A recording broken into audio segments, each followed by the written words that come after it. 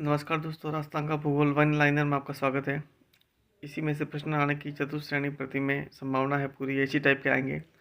पहला one liner है, शुरू करते हैं। विश्व मानचित्र पर राजस्थान की स्थिति उत्तरी पूर्वी गोलार्ध में है। राजस्थान का अक्षांश से विस्तार जो है 23 डिग्री 3 मिनट से 30 डिग्री 12 मिनट उत्तरी अक्षांश है। राजस्थान का देशांतरीय विस्तार 69 डिग्री 30 मिनट से 78 डिग्री 17 मिनट पूर्वी देशांतर, ध्यान रखें उत्तरी अक्षांश और पूर्वी देशांतर का विशेष ध्यान रखें। राजस्थान का कुल क्षेत्रफल 3,42,239 वर्ग किलोमीटर। राजस्थान की कुल सीमा की लंबाई 5,920 किलोमीटर। अंतर्राष्ट्रीय सीमा 1,070 किलोमीटर। अंतर्राज्यीय सीमा 4,850 किलोमीटर। 4 जिले जो बॉर्डर पे है, जैसलमेर, बाड़मेर, गंगानगर और बीकानेर। सीमा भी याद रखें दोस्तों। उत्तर से दक्षिण की लंबाई 826 किलोमीटर, पूर्व से पश्चिम की 869 किलोमीटर, दोनों का अंतर 43 किलोमीटर। राजस्थान से लगने वाले राज्य मध्य प्रदेश, हरियाणा, गुजरात, उत्तर प्रदेश और पंजाब। सीमाएं इनकी भी याद रखना दोस्तों। मध्य प्रदेश 1600, हरियाणा 1262, गुजरात 1022, उत्तर प्रदेश 877, धौलपुर और पंजाब 89। सबसे बड़ा जिला जैसलमेर, क्षेत्रफल 38,401, सबसे छोटा धौलपुर 3,033 किलोमीटर है दोस्तों। अभी वर्तमान सबसे जिला पता नए जिलों के अनुसार नहीं है, पुराने जिलों के अनुसार है। अंतर्राष्ट्रीय और अंतर्राज्यीय सीमा पर स्थित जिले जो राजस्थान के दो है, गंगानगर और बाड़मेर। राजस्थान के पश्चिमी मरुस्थल, जिसका कुल क्षेत्रफल राजस्थान का 61.11% है, उसकी उत्पत्ति 33 सागर से हुई है। मरुस्थलीकरण का मुख्य कारण अति पशुचारण है। पश्चिमी मरुस्थल का जो ढाल है वो उत्तर पूर्व से दक्षिण पश्चिम की तरफ है। मरुस्थल में एक चांदी नलकूप है जिसे थाल का कड़ा कहते हैं। मरुस्थल में उगने वाली घासें सेवन घास, मुराल घास, दामन घास। घग्गर के मैदान का विस्तार किन जिलों में है, तो गंगानगर और हनुमानगढ़ जिलों में है। सर्वाधिक खारे पानी की जिले नागौर उच्च भूमि क्षेत्र में पाई जाती है। कुबड़ पट्टी, बांका पट्टी अजमेर से नागौर के बीच में है। लाठी सीरीज क्षेत्र जो जैसलमेर में पाई जाती है। जैसलमेर में रेत के टीलों को स्थानीय भाषा में दरियन कहते हैं। चट्टानी मरुस्थल को हमादा कहते हैं। पथरीले मरुस्थल को रेत कहते हैं और रेतीली मरुस्थल को इर्ग कहते हैं। मरुस्थल में खारे पानी की झीलों को प्लाय कहते हैं। जालोर जिले में कच्छ का रन को जो प्रभाव होता है उसको नेहड़ या नेहल कहते हैं। अरावली पर्वतमाला की कुल लंबाई 692 किलोमीटर है, जिसकी उत्पत्ति खेड़ ब्रह्मा गुजरात से है। राजस्थान में इसकी कुल लंबाई 550 किलोमीटर है, जो 80% हिस्सा है। अरावली की उत्पत्ति प्री कैम्बियम काल में मानी जाती है। उत्तरी अरावली को 3 भागों में बांटा है, दक्षिणी अरावली, मध्य अरावली और उत्तरी अरावली। उत्तरी अरावली की सबसे चोटी रघुनाथगढ़ 1055 मीटर। अरावली पर्वतमाला का हिस्सा राजस्थान में क्षेत्रफल का 9% है दोस्तों, ये भी ध्यान रखें। अरावली पर्वत जो है भारत की महान जलवायु विभाग की रेखा का भाग है। अरावली में गिरनार, नीस और शिष्ट प्रकार की चट्टानें पाई जाती है। अरावली की जो सर्वाधिक चौड़ाई वो उदयपुर जिले में है, न्यूनतम अजमेर जिले में है। अरावली की सबसे ऊंची चोटी गुरु शिखर है, 1722 मीटर, सिरोही में है। शेखावटी की पहाड़ियों को स्थानीय भाषा में मालकत की पहाड़ी भी कहा जाता है। मध्य अरावली की सबसे ऊंची चोटी टोडगढ़ है, 933 मीटर। 56 की पहाड़ियाँ नाकोड़ा पर्वत में है। नाकोड़ा पर्वत गोलाकार पहाड़ियाँ है जो बालोतरा बाड़मेर जिले में स्थित है। वाघा पर्वत सिरोही और जरगा पर्वत उदयपुर के बीच का जो हरा भरा क्षेत्र है उसको देशोरो कहते हैं। सिरोही जिले में उबड़ खबड़ जो पहाड़ियाँ पाई जाती है उसको भाकर कहते हैं। गोगुंदा और कुंभलगढ़ के बीच का जो पहाड़ है उसको बोराड़ का पठार कहते हैं। जयसमंद के झील के चारों तरफ फैली हुई पहाड़ियों को लसाड़िया का पठार कहते हैं। उदयपुर की चारों तरफ तस्ती नुमा पहाड़ियों को गिरवा कहते हैं। राजस्थान का सबसे ऊंचा जो पठार है उड़िया का पठार माउंट आबू में स्थित है, 1360 मीटर की ऊंचाई है। पूर्वी मैदान का निर्माण नदियों द्वारा लाई गई अवस्था से होता है। सर्वाधिक कृषि इसी क्षेत्र में होती है। पूर्वी मैदान में सर्वाधिक जनसंख्या निवास करती है, 40%। इसका क्षेत्रफल में हिस्सा 23% है, ध्यान रखें दोस्तों। हाड़ौती के पठार का निर्माण ज्वालामुखी लावा से हुआ है। हाड़ौती पठार का क्षेत्रफल दोस्तों 6.79% याद रखें। हाड़ौती पठार के मृदा काली पाई जाती है। हाड़ौती प्रदेश का जो ढाल है वो दक्षिण से उत्तर की तरफ है। मुकुंदरा की पहाड़ियों का विस्तार कोटा और झालावाड़ जिलों में है। बूंदी की पहाड़ियों में सबसे ऊंची चोटी सत्तूर है, 353 मीटर। मुकुंदरा की पहाड़ियों की सबसे ऊंची चोटी चांदवाड़ी है। Mukundra tiger hills 517 metre. Shahabad का उच्च पठार 12 जिले में स्थित है। रामगढ़ की पहाड़ियाँ जिसको घोड़े के नाल के समान आकृति है, 12 जिले में पाई जाती है। ऊपर माल का पठार जो भैंसोरगढ़ और बिजुलिया के बीच में विस्तृत है दोस्तों। अब पढ़ेंगे राजस्थान की अफवाह प्रणाली। राजस्थान की अफवाह प्रणाली में 3 प्रकार में बांटा गया है। आंतरिक प्रवाह, अरब सागरीय प्रवाह, बंगाल की खाड़ी। अलग अलग प्रतिशत तो दोस्तों याद रखें। आंतरिक प्रवाह 60%, अरब सागरीय प्रणाली 17%, बंगाल की खाड़ी 23%। तो पहली नदी है लूनी नदी का उद्गम नागपाड़ी अजमेर से होता है। यह पश्चिमी राजस्थान में बहती है। लूनी की एकमात्र जो नदी दाई तरफ से मिलती है वो है जोजड़ी नदी, याद रखें, बहुत इंपॉर्टेंट प्रश्न है। लूनी नदी अपना जल कच्छ करण में लेके जाती है और पश्चिम बनास जो है वो भी कच्छ करण में ले जाती है, ये भी याद रखें। लूनी नदी का जल बालोतरा जिले के बाद में खारा हो जाता है। लूनी की जो सहायक नदियाँ वो है जवाई, मीठड़ी, लीलड़ी, बांडी, सागी और खारी। विशेष ध्यान रखें सहायक नदियों का। जवाई नदी का उद्गम जो है वो गोरिया गांव पाली में है। जवाई नदी पर सुबेरपुर में जवाई बांध का निर्माण किया गया है। सूखड़ी नदी बाकली बांध, सूखड़ी नदी पर जालोर जिले में बाकली बांध का निर्माण किया है। जालोर जिला ध्यान रखें। मारवाड़ का अमृत सरोवर जवाई बांध को कहते हैं। सागी नदी का उद्गम स्थल जालोर जिले में जसवंतपुरा की पहाड़ियाँ है। पश्चिम मनास और लूनी नदी अपना जल कच्छ के रण में लेके जाती है। विशेष इंपॉर्टेंट प्रश्न है। साबरमती नदी का उद्गम कोटड़ा की पहाड़ी उदयपुर से होता है। सही परियोजना जिसका जल सुरंग द्वारा जवाई बांध में बहते हैं, याद रखें सही परियोजना। माही नदी का उद्गम स्थल मेज झील मध्य प्रदेश है। ध्यान रखें राजस्थान में यह खांडू बांसवाड़ा में प्रवेश करती है। माही बजाज सागर बांध का निर्माण बोरखेड़ा बांसवाड़ा में किया गया है। कडाना बांध गुजरात में बनाया गया है। माही बजाज सागर के बांध के नीचे ये कैचमेंट बांध है कागदी पिकअप बांध जो बांसवाड़ा में बनाया गया है। दोस्तों ये भी इंपॉर्टेंट है, ध्यान रखें। माही नदी कर्क रेखा को 2 बार पार करती है। माही नदी को दक्षिण राजस्थान की गंगा, कांठल की गंगा भी कहते हैं, याद रखें। माही नदी की सहायक नदियां है सोम, जाखम, ईरू, अनास, चापी और मोरेन। मोरेन याद रखना। राजस्थान का सबसे ऊंचा बांध जाखम बांध है, 81 मीटर लंबा है, 81 मीटर ऊंचा है, सॉरी दोस्तों, ठीक है। साबरमती और माही नदी अपना जल खंभात की खाड़ी में लेके जाती है। ध्यान रखें क्वेश्चन में प्रश्न पूछा जा चुका है। चंबल नदी का उद्गम स्थल विंध्याचल पर्वत जनाबाव की पहाड़ी मध्य प्रदेश है। चंबल नदी का अन्य नाम जो है चर्मवती या कामधेनु नदी के नाम से भी जाना जाता है। चंबल नदी राजस्थान में प्रवेश करती है और 84 चित्तौड़गढ़ के पास में प्रवेश करती है।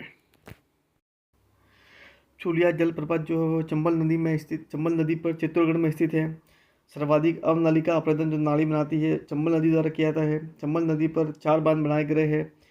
इनका क्रम है गांधी सागर बांध मध्य प्रदेश में है, उसके बाद राणा प्रताप सागर बांध है, उसके बाद जवाहर सागर बांध है और कोटा बैराज। इसका क्रम परीक्षा में पूछा जाता है, दोस्तों ध्यान रखें। बेणेश्वर धाम डूंगरपुर में स्थित है। इसमें 3 नदियों का संगम होता है सोम, माही, जाखम। बेणेश्वर धाम को आदिवासियों का पवित्र स्थान माना जाता है, विशेष ध्यान रखें, ठीक है। अब चंबल नदी की तरफ जो दाई तरफ से नदियाँ मिलती है सहायक नदियाँ, उनका नाम है काली सिंध, परवन, पार्वती और सिप। और चंबल नदी की सहायक नदियाँ जो उसके बाई तरफ से मिलती है मेज, बामनी और बनास, MBB, मेज, बामनी और बनास, ध्यान रखें दोस्तों। त्रिवेणी संगम जो राजस्थान में है चंबल, बनास और सीप, रामेश्वर, कोटा, बनास, बेड़च, मैनाल, बिगोद, भिलवाड़ा, खारी, डाई और बनास नदी का संगम है राजमहल टोंक में। और विभिन्न सहायक नदियाँ जिनका उद्गम है देख लो। मेज नदी का उद्गम मानवगढ़ भिलवाड़ा में है। बामनी नदी का उद्गम बेस्तोड़गढ़ चित्तौड़गढ़ में है। बनास नदी का उद्गम खमनोर की पहाड़ी राजसमंद जिले में है। पूर्ण रूप से राजस्थान में बहने वाली एकमात्र सबसे लंबी नदी राजस्थान की बनास नदी है जो पूर्ण रूप से राजस्थान में बहती है। बनास नदी पर ही टोंक जिले में बिसरपुर बांध का निर्माण किया गया है।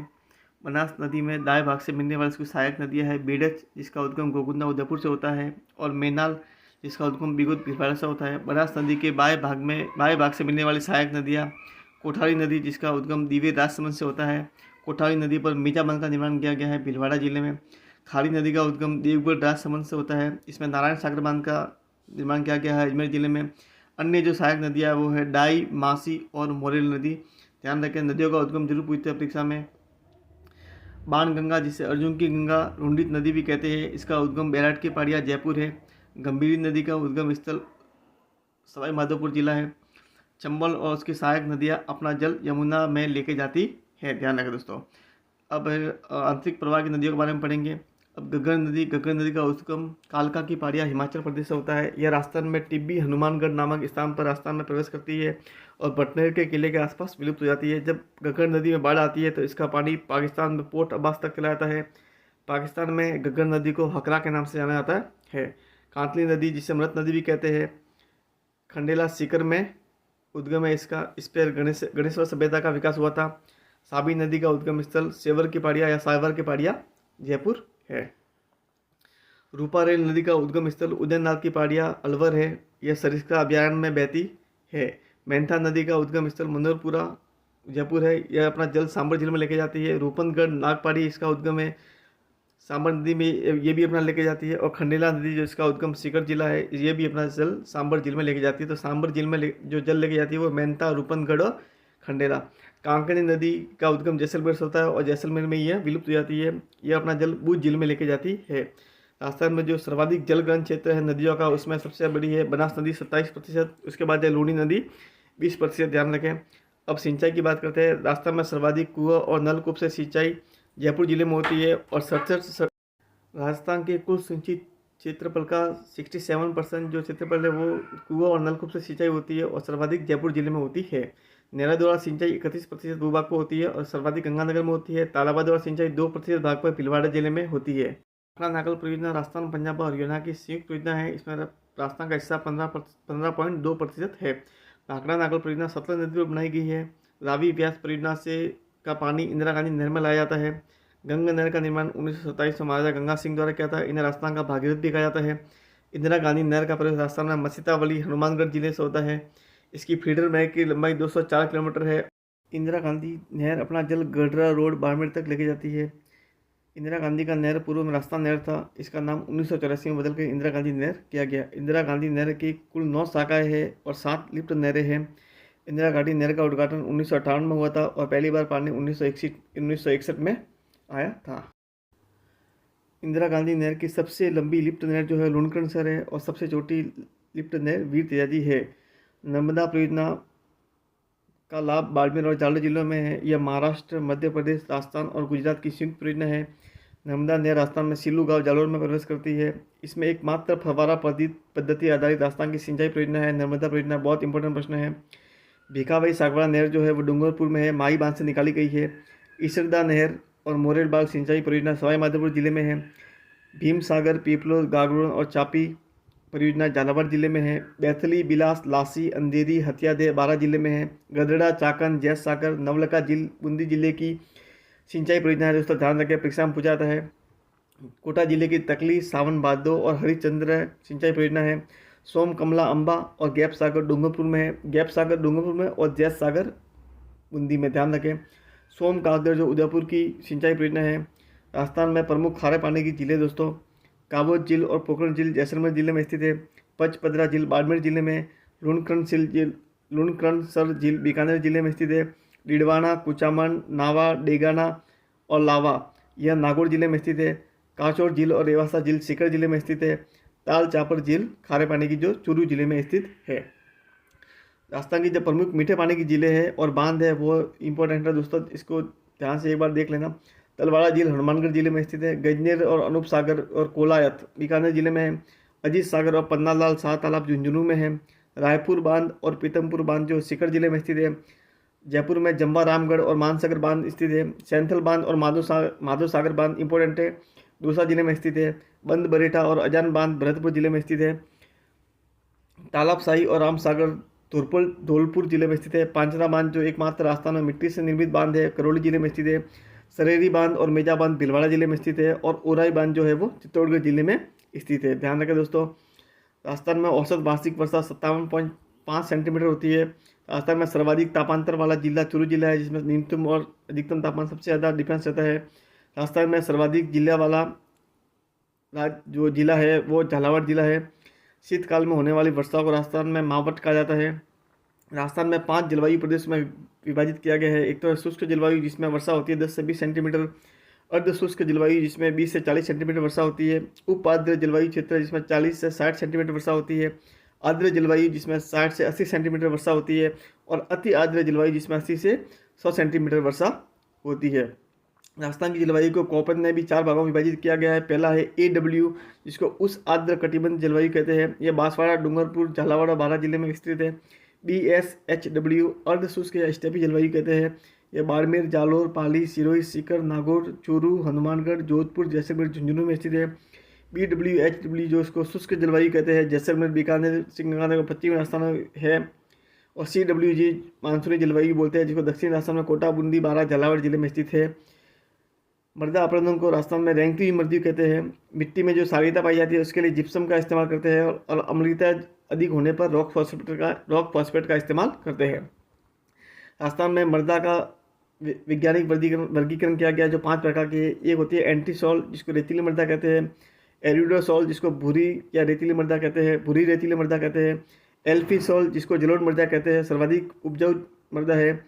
इंसेप्टिसॉल जलवायु लाल मृदा और वर्टिसॉल जो काली मृदा जो दक्षिण राजस्थान में पाई जाती है।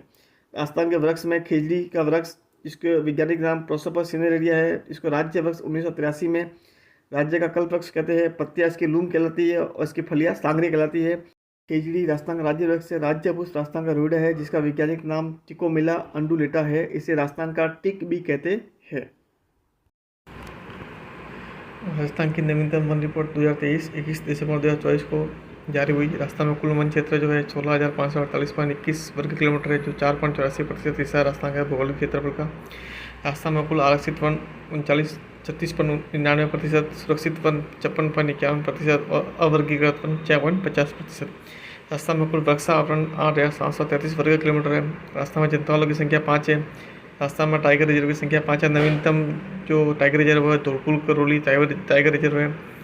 राजस्थान के वन आवरण में वृद्धि 143.50 वर्ग किलोमीटर हुई है। राजस्थान में कुल अभिलिखित वन क्षेत्र 32,863 वर्ग किलोमीटर है, जो कुल भौगोलिक क्षेत्र का 9.60% है।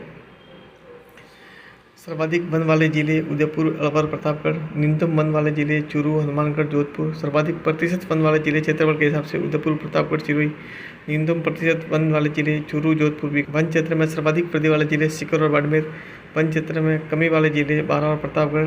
अत्यधिक सघन वन 223.20 वर्ग किलोमीटर, जो 0.07% हिस्सा है। वन रिपोर्ट ISFR देहरादून जारी करता है। राज्य वन नीति 2010 के अनुसार कुल 20% भूभाग पर राज्य के वन होने चाहिए। राजस्थान में वन्य जीव अभ्यारण्य है, जो जिले वाइज इस प्रकार है। सरिस्का वन्य जीव अभ्यारण्य अलवर में, बंद बरेटा अभ्यारण्य भरतपुर में है। रामसागर वन विहार और केसरबाग 3 अभ्यारण्य धौलपुर में है। केला देवी अभ्यारण्य करौली में है, जो 2 वनों के लिए प्रसिद्ध है। रामगढ़ बूंदी में है। शेरगढ़ अभ्यारण्य 12 में, जो सांपों के लिए प्रसिद्ध है। दर्रा अभ्यारण्य कोटा झालावाड़ में है। जवाहर सागर अभ्यारण्य कोटा में है। राष्ट्रीय चंबल अभ्यारण्य 5 जिलों में विस्तृत है दोस्तों, सबसे बड़ा अभ्यारण्य है ये। 5 जिलों में विस्तृत है। कोटा, मुंडी, करौली, सवाई माधोपुर, धौलपुर जिलों में विस्तृत है। इसके अलावा जो और इम्पोर्टेंट अभ्यारण्य है वो है बेसरोगढ़ अभ्यारण्य, बस्सी अभ्यारण्य चित्तौड़गढ़ जिलों में है। सीता माता अभ्यारण्य प्रतापगढ़ में है। उड़न गिलेरी के लिए प्रसिद्ध है। इसमें सर्वाधिक जैव विविधता पाई जाती है। सज्जनगढ़, फुलवारी केनाल और जयसमंद जो वगैरह के लिए प्रसिद्ध है, उदयपुर में है। कुंभलगढ़ अभ्यारण्य जो भेड़िए के लिए प्रसिद्ध है, राजसमंद, उदयपुर और पाली जिले में विस्तृत है। रावली टोलगढ़ अभ्यारण्य अजमेर, पाली और राजसमंद में है। माउंट आबू अभ्यारण्य सिरोही जिले में है। राष्ट्रीय मरु उद्यान जैसलमेर बाड़मेर में है। ताल चापर अभ्यारण्य चूरू में है, जो काले हिरण के लिए प्रसिद्ध है। और सुंदा माता अभ्यारण्य जालोर में, जो भालू के लिए प्रसिद्ध है। राजस्थान में मर्ग वन के साथ है। राजस्थान में आकट निषिद्ध क्षेत्र 33 है। सबसे बड़ा आकट निषिद्ध क्षेत्र कोटसर सांवसर चूरू में है। सबसे छोटा जो है वो संथाल सागर जयपुर है। सर्वाधिक आकट निषिद्ध वाला जिला जोधपुर है। वर्तमान में अभी नए जिलों के बाद जोधपुर और बीकानेर में 5-5 है, और पहले वाले के हिसाब से जोधपुर में है 7। राजस्थान की जैव विविधता विरासत स्थल 5 है। राजस्थान के टाइगर वन जो फतेह सिंह है। राजस्थान की नवीनतम बाघ परियोजना करौली धौलपुर रिजर्व है। और केवलादेव गणापक्षी अभ्यारण्य भरतपुर में है। वीडियो अच्छा लगा है तो चैनल को सब्सक्राइब करें और वीडियो को लाइक करें। धन्यवाद।